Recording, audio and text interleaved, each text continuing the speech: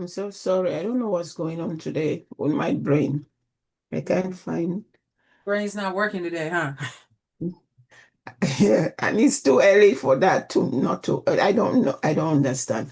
I just was reviewing the syllabus yesterday. I cannot even find that link today.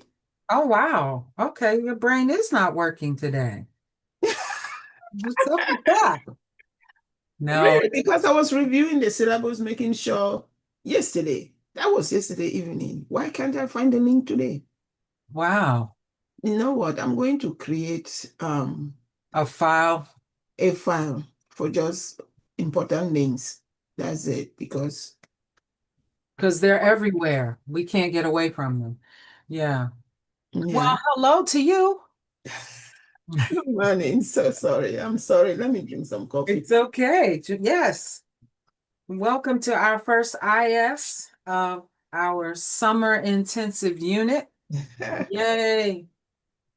So, um, despite your brain not working, you got here. I'm going to try to structure our sessions for no more than 45 minutes. I realize Good. sometimes they may be shorter, but that's what we'll sort of consider Mhm. our maximum. And uh, what you want to talk about? Take it away. It's You your know, let me talk why my brain is not working. This morning, time. I'm part of the SBA Council. I don't know if you're aware of it. Sure. The SBA membership, I think it's like 8,000. They have a council. It's a board of Right. 12. This is my third year, and Wow. no, this I'll be finishing the third year. They asked me for to renew for another 3 years. I said no problem. This morning I got in because we had the chair elect who is at Notre Dame, Hugh Page. I don't know if you know him. I heard He's the been name. yeah, he's been the chair for the past 7 years. So he's get rotating out of the board. So we did a ballot. I had told them very clearly, honestly, I cannot serve. So we didn't, they still did the nomination and they still nominated me to be the chair elect. And I had told them, I told both the executive Steve Davison, I'm not sure you know Hmm. him. He's executive director of SBI. I'd already told him during our council meeting in April, the meeting that I had to go to, that I don't want to serve. One, I have a child with disability that takes a lot of my time. Um, at this stage, I don't feel like I'm ready for it, which is true. It's a good pay though. The money is very attractive, but that's not the issue. Mm-hmm. But they still went ahead and elected me. And so this morning I was a little bit frustrated. I had made it known in the best way I can to everyone I do not want to serve as chair. So it took me time to really reflect this morning how to decline in such a way that one honors their nomination, but two, to make it also understandable that I really cannot serve. So it took me some emotional investment there, but I just did. I declined. I know Hugh and Steve, the executive director and chair, they will be disappointed, but I just felt, no, I'm not ready to serve. Yes, it's true. A Black woman who for the first time will be chair of council, but that doesn't, I'm big time advocate. They know that already. But it doesn't mean that I should be the one to chair, you Mm-hmm. know. So that was the emotional roller coaster I was this morning. Then two of the council members, not making matters better, one from Germany and another one who teaches at Claremont. They are like, please, please serve, we will support you, serve, we will support you. That pressure. But at the end of the day, I just decided, Ah. you know what, for me, I'm not emotionally there. I'll do what is best for me. I'll learn how to say no. I'm sharing this with you because CPE has helped me to start learning to say no. Mm-hmm. If it is, I used to take on so much, many things that I know I don't want to, just for the sake of, oh, well, if people trust you to do this, just do it. But now I'm learning to take care of me, self-care, and I know taking care of me means that I cannot serve as chair at this point. Even though that brings more money to me, It is a situation, is a position of status, but that cannot override my own mental health and well-being. So I'm happy I finally said no, but then I couldn't find the link to the meeting because, Oh, no. you know, Oh, you couldn't find the link to this meeting. yes. There wasn't another meeting. I'm like, oh, they had another meeting and No, you no, no, no, they no. That one elected was you again. that was just email. Okay, that was Emailing is email. funny because an email that takes no longer than 5 minutes took me more than an hour and a half. That's not funny. Yeah. Right, exactly, because while I drafted, then I got this call from these two, I don't know how they even found out, but they called me. They're allies though, even though they're two white ladies, they're very good allies, pushing me to do it. And Christine, the one in Germany, she was a little bit disappointed, but I said, look, at this stage, I will fiercely, deeply, and as my commitment to the council is intact, I just don't want to be the chair. Yeah, because it entails a lot of work. You staring, I mean, the executive director is just a nominal head of SBL. He really doesn't do the work. The chair of council is the one that has all the power. It's just like the executive director doesn't have, he just have administrative power. But the council and society itself is really led by the chair of council. Mhm. Yeah, so, gosh, that is done. I said I wasn't going to wait. They gave me until tomorrow, but I said to myself, if I keep it during the day, I will get emotionally involved in it. I will need to clear it out of my system. And yeah, now the email is sent. I'm not withdrawing it. So, Right. No, I totally understand that. And the emotional investment, it makes sense. I probably spent, I don't know, half an hour writing to say I'm not going to teach this semester. And it's not even I mean, it's 5 sentences basically. But I kept rewriting it. I was trying to be apologetic, but not overly apologetic. But I really do want to teach. It's for Pacific Lutheran Theological Seminary. oh, okay. I would love to teach there in the fall, but they were like, do you want to do virtual or online or in person? I'm like, I regret to inform you. I'm not going to do either. But it took me a minute. So yeah, Oh, good. it's an investment. Yeah. Same and similar reason. Uh, Mhm. it's a lot of work. Yeah, It's a lot it's of a lot of work. And in this day of AI teaching, even that's why I'm going to transition out of teaching sooner than I expect. work. Because you and I, when we went to school, we did the work. We wanted the love of learning was what was driving us through our entire um, academic trajectory. Today, these students, oh my God, I'm doing a summer session right now, Mm. and I crafted the discussion questions and requirement very in ways that you must actually do the work. And I sent the notification out, very clearly stating the policies, very clearly stating if you do not follow the requirement, it's an automatic 0. The first batch was due today, no, it's due today. Today is Wednesday. I got like 4 student posts. 3 of those posts are all AI. One, they did not do the reading because the reading requires them How to, did you know they were all AI? okay, one, now because we have tools to know that the patterns of how they write. Then 2 of them did quotations that had not at all the book. But yet they put power. It is Alan Power's book we are using. They put power and quote it on power. They forget that the instructors know that book. I have taught the book. One, no, you can't even find it. First, the page number doesn't exist. Those quotes do not exist. Wow. Then the other one, this person is again, I'm not going to stigmatize him because he's Chinese, right? And I welcomed him, spoke with him in the first Zoom meeting I had. He cannot even speak English, Donna, but he writes at a master's level. Wow. One, even if he wrote that way and he followed the prompt, it's still not the prompt. And I gave them automatic 0. And I'm not joking. At this stage of my career, I'm like, I'm not joking. You either do the work or you don't do the work.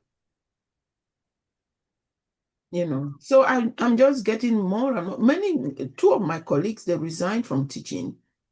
They are doing something else. For the last 3 years, two have already resigned from teaching.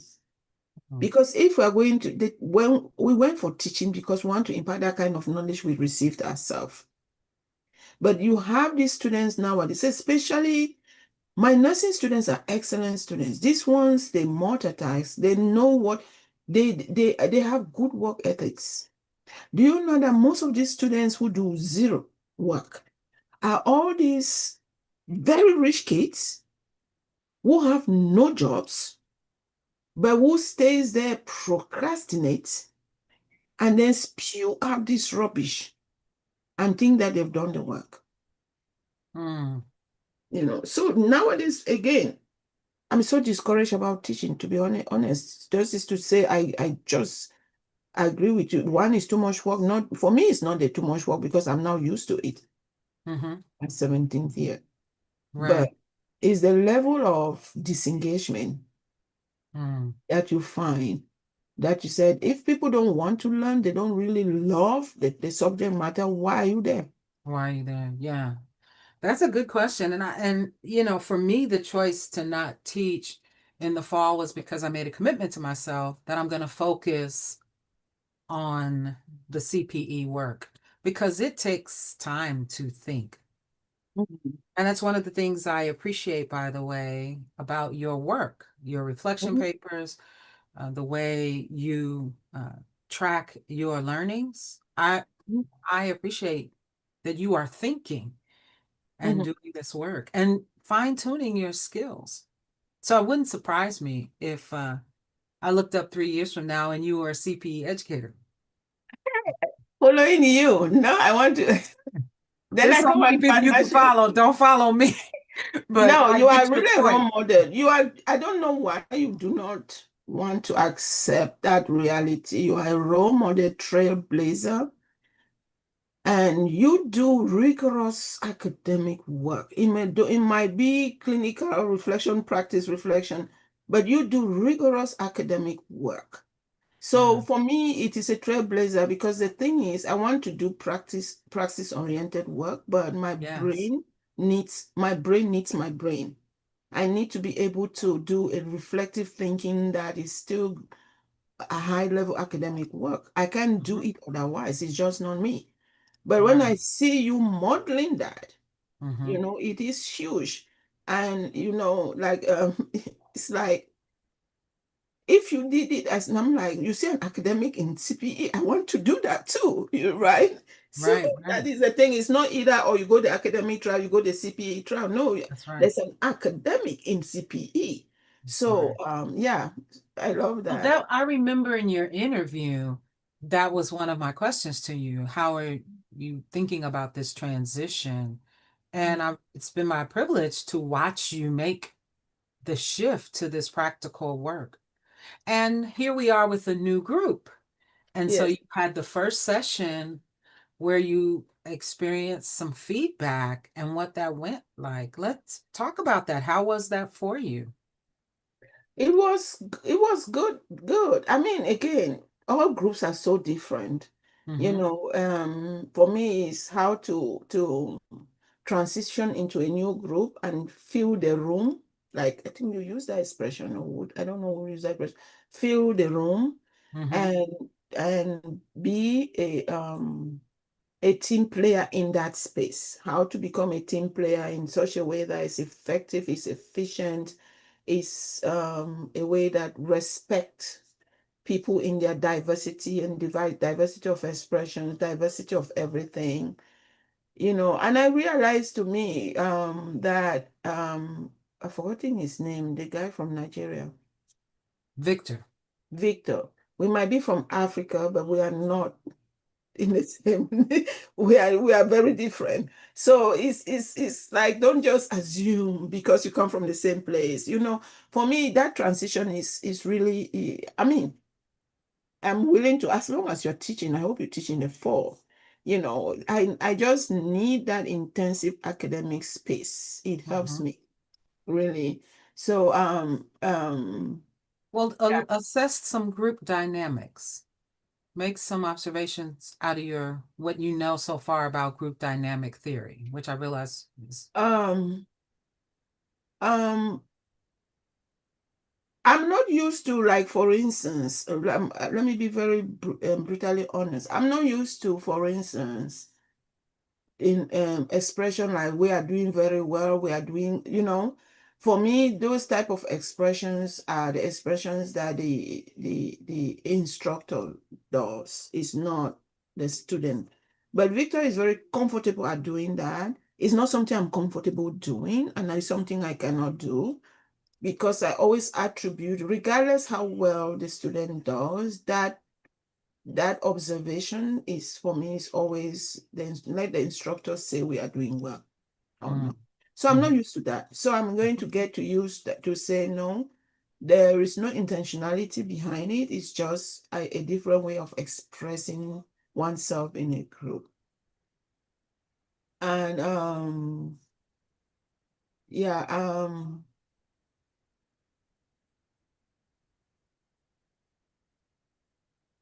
and I'll also say, I care to know more about how each other feels because I left the group last week feeling Lisa was not okay. Oh, It, say more. yeah, I think I do not know because she was more involved and more dynamic, but towards the end, she became reserved. Hmm. I don't know what triggered that. Maybe there is something outside the class itself, but I'm sensitive to her. There's to making sure she's okay, and I hope it's not my place to, if it was that me before, I would have written to her and say, oh, are you okay? I'm trying not to be that person who feel like the To rescuer. rescue. Hmm. Right, right. So I decided, okay, it wasn't my place to do that. But Hmm. that something in me, I just prayed for her. I said, Lord, I just hope she's okay. Um, but I did feel she wasn't too okay towards the end. Okay. And Wow. I appreciated you because you did ask Alisa, are you okay? I Hmm. don't know if you just asked or you asked because you felt she wasn't okay. You Hmm. did ask me if I was okay too.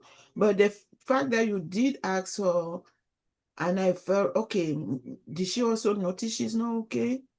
Hmm. So for me is I just want we might be very different, but the space you have created in our first group and this group, I know is going to be the same.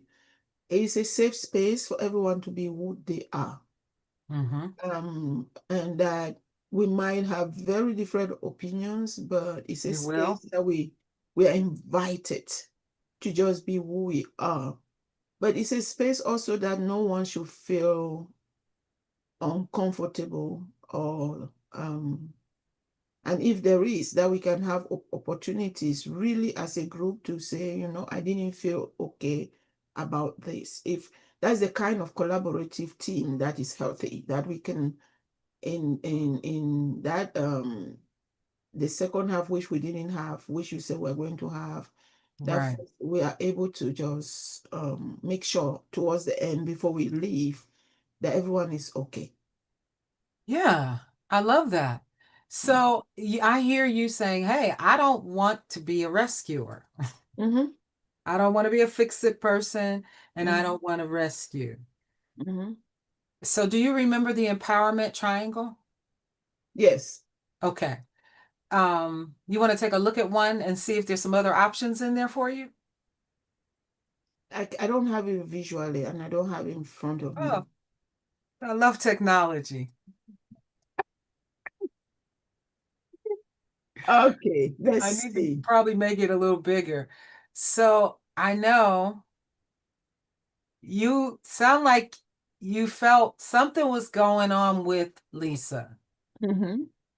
You don't want to label her a victim, Uh-uh. so you don't want to rescue her. Mm-hmm. What might you do as a challenger or a coach or a creator? Even as a coach or a challenger, so she becomes a creator. Right.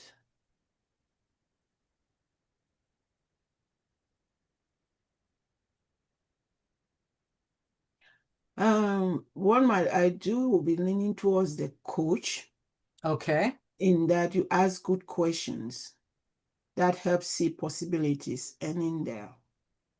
Yep. And yeah, that will be yeah, like, are you okay? But those asking good Well, questions. let's talk about the good questions. So, are you okay as a question pretty kind of focuses it, right? When Mm-hmm. you say you're okay, is there another question that you might ask? Sorry about that. I messed it up. Is there another question that you could ask? Are you okay is one. Um, mm,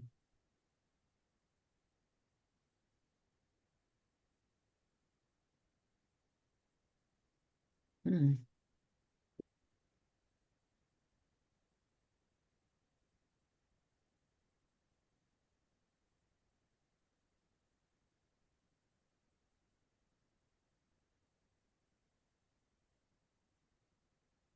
Like in our is that is that how do you call that session? Is it IP? That's our IP. Yeah, Yeah. in our IP session, it's like how are we all feeling as a group as we Yep. Yep. are we all feeling as a group? You can ask how we all feeling as a group, because there's a way in which I can ask individually, right? Mm-hmm. And that has a certain impact.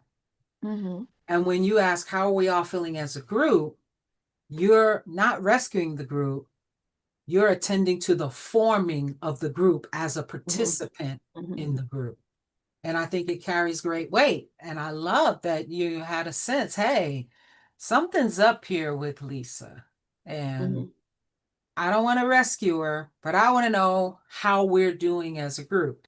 Mm-hmm. And you could get responses like Lisa could say, I'm tired and I've sort of checked out. That's it. And it's helpful that we have such sessions like that because it don't make you assume, oh, feeling after, oh, she's not okay. I hope she's okay. It removes that. It That's just right. clears and yeah. Yeah. Yeah, I And think it's an open-ended question. So mm-hmm, when I asked, are you okay? I asked a yes, no question. mm-hmm, And it was out of my sense of, you're not okay. mm-hmm, mm-hmm, Right. And I think the are you okay? Yes, no question in that setting is not mm-hmm. sufficiently empowering. So a Right. better question would I think would have been, how is everyone doing? I did ask that too. I started out, how's Mm-hmm, everyone doing? I got no responses. So I started singling you out. mm-hmm, Yeah, but I think you're absolutely right. And accepting that we are new in our group stage. So that was not an occasion to mm-hmm, push. mm-hmm, mm-hmm, Yeah, I think your observations are great. Yeah, very good. So when we sort of rushed through it, and so we might need to revisit it, which you certainly could initiate when we have our IPG. We sort of rush through our rules. Well, the reality is we kind of need to form the rules almost, or maybe we need to have a rule that we can keep forming rules as we go along and we right. get to know each other. Mm-hmm, And that might be helpful because we really rushed through the forming of the rules mm-hmm, because mm-hmm. nobody had any. They're like, just, we're all going to be respectful and nice and Mhm. happy. I also wonder if everyone has in mind their previous group. That is the thing also. Again, this is what you're saying. It is what is that stage? It is forming, storming. No. Norming. Yeah, No. forming, Um, storming, norming, performing, right. I and think then we are still, adjourning. yeah, we are in the stage where we are forming, but we are storming at the same time, even though the conflict is it's still showing that the diversity, the differences still, it still makes each uncomfortability here and there, express or not. So we are still in that early stage. I think we still have time Mm-hmm. to come to the place where we are really like norming and performing. Mm-hmm. But yeah, you are absolutely right that we're still in. I think everybody's still thinking in the sense of their previous group Of their and the previous group. previous group dynamics. Right. So it was still the first class. So we have time for that. Yeah. I really like that IPG will allow for that end of the day where we just check on each other. Right. I And love for that. me, it's very important. Check on each other. It's like because CPE is really transformative for each one. Is I just thought, oh, okay, add something to what you know, learn, but it's really transforming. It's funny because it's a CPE for me first. Mm-hmm. So for one another, it's very important and to know we are all doing okay. Yeah. And what that means for us. Very good. All right. Was there anything else you wanted to talk about today? Yes, I wanted to, but I will talk more about it though, because in my reflection, I talked a little bit about ghee. It Yes. was the situation that, and again, I'm glad. I think you're okay with the. I restructure my reflection to include my indicators, so Yes, I love that. I can do weekly reflection that also is Covers the in bed indicator. covers it, so it is like visually I can see what I'm doing and how they're tying. I love that. I'm thinking of changing things, but go ahead because of Yeah. that. Yeah. Yeah, thank you. Yeah, um I did this Bible study on for the church. I just started a new series on masculinity in the Bible Mm-hmm. from our Bible study, once a week Bible study at church. So the very first day we did, I didn't just introduce the topic on masculinity, and it was a trigger for me. Um because I didn't know a lot of things really because it was a trigger, and then he asked to see me after, and I met with him over Zoom, and I met with him last Sunday. I did my reflection when on Saturday, but on Sunday after church I met with him again. He has grown in this very toxic masculinity, imbibed it and embodied it too, because it's very African. African is either hegemonic or toxic. Okay. So he had always normalized it, and he was always thought, okay, the biblical portrayal of men, that's what it is. A good man who is the head of the household has to be this strong, tough man.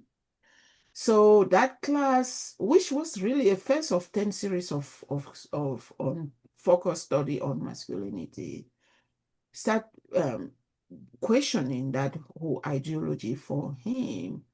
Um, And I just started with a real portrayal of Jesus and the way Jesus stands and Jesus's own vulnerability. And we did the um, Lazarus resuscitation pericope to just show a Jesus that is emotional, right? The kind of masculinity that, because the first part I want to really focus on masculinity are portrayed by Jesus. Sometimes he takes that position of a leadership, which might seem like toxic masculinity. It's not.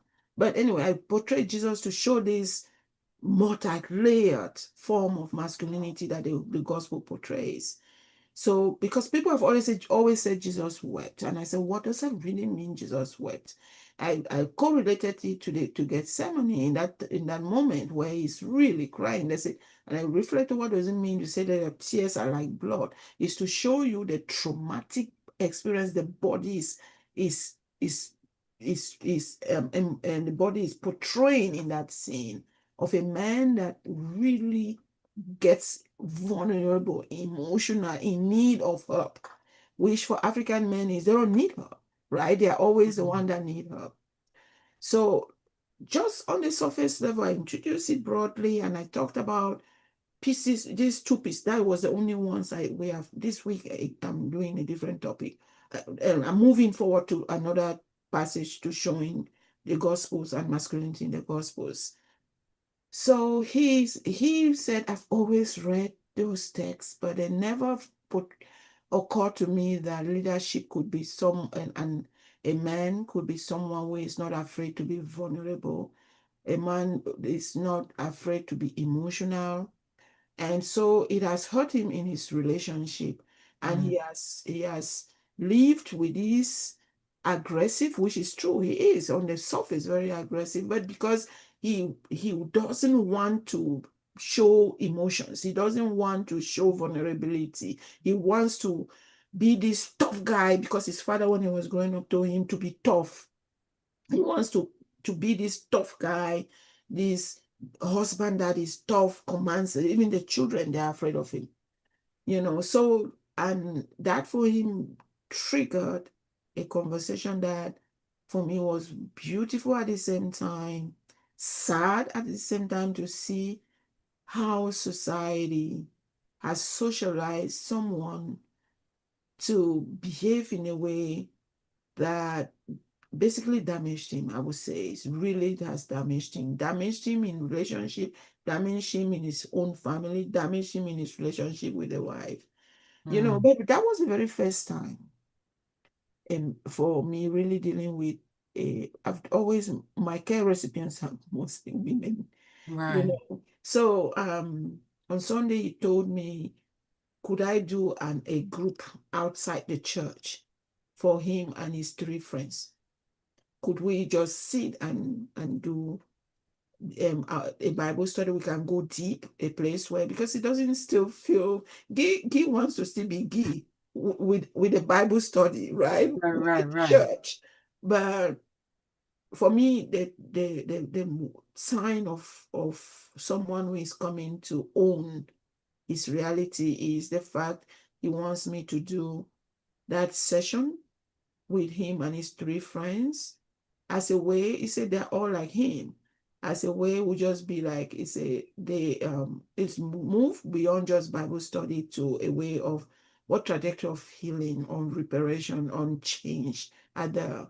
So yeah, I wanted to bring this to you. And Wow. I told him, let me think about it. I've not said yes to, but I will say yes. But let me think, because I need to figure out what format, because that is not just Bible study. It's a way, as I say, it's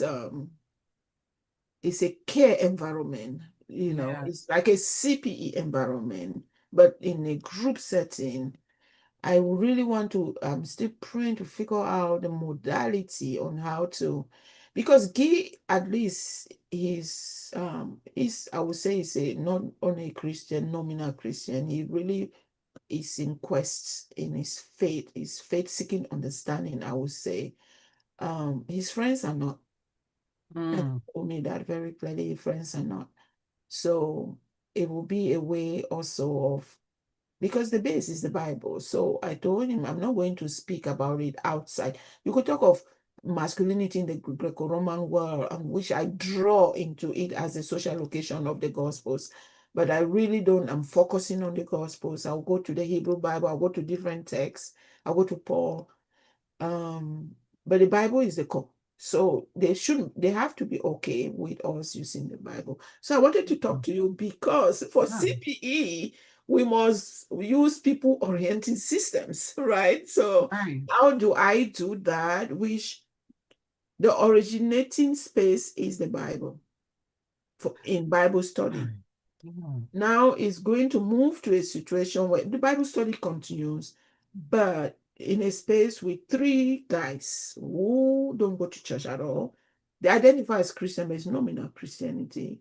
Um, but it is it's a CPE environment, which for CPE we are asked to meet people where they are, right? We are asked to move beyond just, it's not just a Christian, we attend to everybody, even non-Christian. How can you help me? Before I even say yes to it, I wanted to talk with you about it, because Guy's need is the Bible. His friends, that's not their thing. How do I agree to a session and still continue with Guy where I know his secret space is the Bible, and how he wants to understand how does the Bible help him understand masculinity in a Mhm. non-hegemonic, non-toxic way. Wow. And you're sure his friends do not have that same desire? I don't know. I only know he told me. The only thing he told me that, they don't go to church, but they say they are Christian. Those were the two things he told me. But they are he says that they would like to do it, but not join our Bible study. Wow. That's why Guy say I should create a space for them to do the 10 series space, but as a trajectory to help them also start dealing with their own trauma of this socialization since they were young, And of he said how that. to Guy, he Wow. how to do, because he said it has really destroyed his life, which is true though, because if you look at him, it's like people see on the surface, it looks like this very aggressive guy. He's a very aggressive guy who is a very kind person. If you get to know him, he's Hmm. kind person, but he's hiding. He's so hiding behind, I have to be this, I have to be this, I have to be Yeah. this. Because his father always told him, Guy, you must be tough. As a guy, you must be tough. You cannot show emotions. And rarely he shows emotions. The kind of emotions he shows, even with Bible study, is like very aggressive. But Mm. he it triggered him that, but that is not a biblical call for a man. If Jesus emulates something different, that might be the trajectory that is the healthy way of being a man in the world. Anyway, yeah. Wow. I think you have identified how you want to proceed. It's similar to the way you explain to people your role as a chaplain, Mm-hmm. right? So are you functioning as the chaplain who's going on this education journey with them for their own transformation? Yes, for Guy. This moment I met with Guy, the moment I knew that that role shift has to happen, because he identified a problem, which is a CPE problem. You're right. That he is and he needs to work on himself. He needs to come to a place where Why of does he reach for three friends?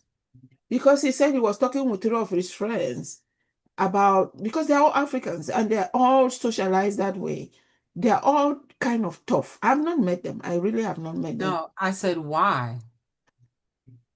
What motivated Bible him study, he to told do me that? that he was so touched that he talked to them about the Bible study, about the topic. And did they say, "Oh, I need this too"? He said the friends would say, he invited them. He said he invited them to come Good. to our Bible study.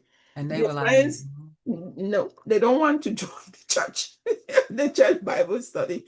But they Because could come without joining the church, but they also don't want that. no, they don't want that space, because it's a space they don't, again, I don't think they're even ready for that kind of vulnerability to say, you know what, I've always been trained this way. I want to reorient how I see this topic, not only for the sake of reorienting my ideologies, is for the sake of doing work in myself to really be a better person, a better husband, a better father.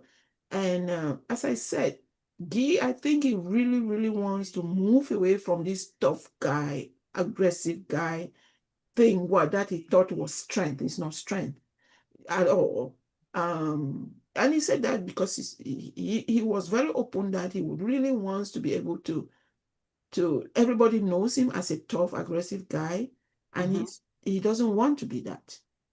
I think this is powerful. It really worked. The group worked. It impacted him so much so that he, like the woman at the well, wanted to go run tell everybody else and Right, bring them right. back. And so come see a man who looks different than what Right. we thought men ought to look like. So it's working. Yeah, I told the pastor, I said, this Bible study, I don't like the way our Bible studies were shaped. It's like they were all shaped with topic like, let's not talk about it kind of thing, right? Let's not talk about it. Let's not talk about, I did a series that with the women, I started a series on rape, because again, I am Presbyterian. We talk about stuff. And I've been working with this church because I was invited by the pastor. It's a Cameroon emerging church, very small I church, remember you telling me that. Yeah. extremely small church. Ultimately, one day I'll return to Presbyterian, but extremely small church. But they are eager to. They are more Baptist, evangelical, with people. Those people who if it's not King James, it's not the translation. That kind of group. But this is like the Bible says so. I believe it. That settles it mentality, Mm. right? So they are afraid to talk about hard topic. And in the women's group, I started doing I'm writing some letters no one wrote. I'm dealing with all this rape. And again, this is trauma informed care that is making me write. I'll send you just for your own reading, letters no one wrote. I'm writing Okay. instead of writing traditional academic work, it's just letters no one wrote from the voices of the victims of rape. I'm writing where were you, God, for instance, when they did this to me. So I'm Right. doing that series. Oh, that's powerful. Right. So these women, I started this like topics no one want to talk about. So I started the rape one, and then I did one. This is Pride Month. I'm going to do one on same-sex relationships, and then the one on masculinity. I started with masculinity. The same-sex relationship will be one in that series, but it has to be before the Pride Month. So they were okay with me doing that because normally for the women, when I did the first one on rape, and then I did the voice of Tamar um in David's daughter, Tamar, her rape by her brother. And Mm-hmm. people want to say, oh, they're justifying. I said, okay, one thing is Absalom dies, David cries Mm-hmm. profusely. This Mm-hmm. is a guy that pursued him, want to kill him. He Mm-hmm. cries. The daughter get raped. David did nothing, no emotions, Mm-hmm. no, didn't care. Same thing Jacob did. Jacob did absolutely nothing when Diana was raped. Nothing at Mm-hmm. all. I Mm-hmm. said, this is the whole story of these women that is silenced, muted. Nobody knows their story. How do you justify these stories? I said, there are certain stories in the Bible that are red flag stories that don't do it. There's no Right. need trying to justify God and trying to make it seem as if it's okay. It's not okay. You cannot spiritualize stories like that. But my church, they're so uncomfortable with stories like that. They want to Not find a just way. not just your church, society in general, but as our time is coming to a close, let me bring you back to Mhm, this mhm. group. So the pastor has no issue with you doing the group with the men. I Well, think I have I people, haven't I haven't decided if I want to do it yet. okay, but that So okay. he So you will have not be, no, he will not be, because this is not a Bible study for this. This will be Guy and his group, and this is my pastoral care ministry, and has so it's nothing to fine. do with the church. But I haven't decided if I want to do it yet because I'm still thinking of the dynamic, how it would be, because for me, again, in that big group, the pastor is fine. He's the one who invited me to do masculinity, by the way. For this group with Guy, if I do it the way I'm really thinking how to do it, because it originated from a Bible study, and I want to continue a Bible study. Are they Right, comfortable to get it within the context of Bible study? Yet CPE tells me you right, have to meet people where they are right, and use their orienting system and different. right. That's why I said I wait to talk to you. I think First this I would need some be a advice. wonderful opportunity. I Mhm. think it would be a wonderful opportunity. And if you feel led to do it, I would support you in doing it, in your being intentional and putting on the role of a chaplain Mhm. and shifting out of a Presbyterian, a Bible scholar, a pastor, and you are offering this class as a in the role of a spiritual caregiver. I think just forcing yourself to that, I think this would be great. I'm supportive. Yeah, I think so. Also to create that safe And you space for them. and I would encourage you to start with it. Now, I think the creating the safe space is fine, but I would encourage you to start with the spiritual assessment and try your spiritual assessment tool skills and determine your intervention based on that assessment. You've already made up your mind about so much. So now I'm inviting you, if you do it, to pull back and say, let me first do a spiritual assessment on this group, what this could be. Now, what should my intervention look like? Then I'm going to execute my intervention and then I'm going to assess it. Did it work? Mhm. I say go for it. Yeah, I think that's a But good. start with the spiritual assessment and stop calling them nominally Christian.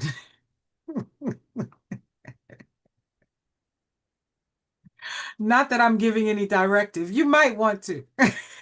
No, I'm not going to. You can tell me anything. It's beyond. I But say that just beyond I spiritual. think that would stretch you to if you began there.